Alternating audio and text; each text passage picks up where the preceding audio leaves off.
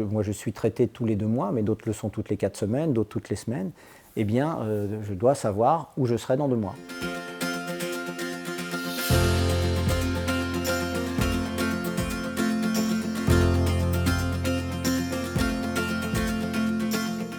Bonjour, je m'appelle Jean-Philippe Lançon, je préside l'Association française contre les neuropathies périphériques, une association qui accompagne des patients atteints de maladies rares. Et je suis atteint moi-même d'une maladie rare qui porte le nom barbare de polyradiculoneuropathie inflammatoire démyélinisante chronique.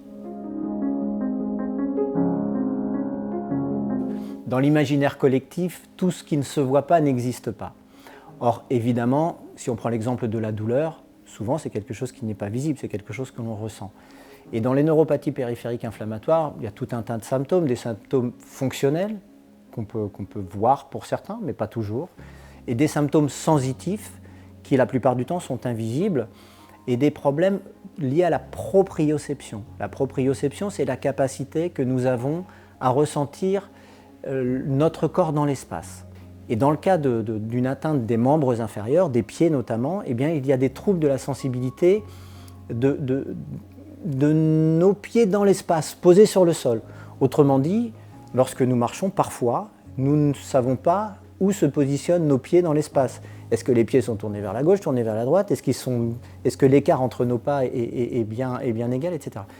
Alors ça a des conséquences parfois qui pourraient prêter à sourire, mais qui sont assez difficiles à vivre pour certains malades, qui peuvent donner l'impression parfois de quelqu'un qui aurait bu, quelqu'un qui aurait des troubles de l'équilibre. Je me souviens du témoignage de l'un de nos adhérents qui me disait pour moi c'est difficile de supporter le regard des autres alors que je ne bois pas d'alcool, que dans ma maladie je sais que c'est déconseillé en plus. C'est assez difficile d'avoir ce regard de l'autre sur moi alors que c'est simplement lié à la manière dont je me déplace. Moi je suis traité tous les 2 mois, mais d'autres le sont toutes les 4 semaines, d'autres toutes les semaines. Eh bien je dois savoir où je serai dans 2 mois. Parce que je dois organiser ma prise en charge thérapeutique, la conservation des traitements, l'infirmière qui va m'accompagner.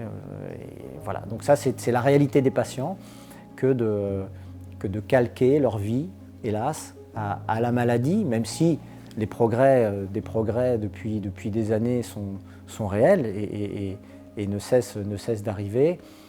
Ça reste encore de vraies contraintes de vie pour les malades.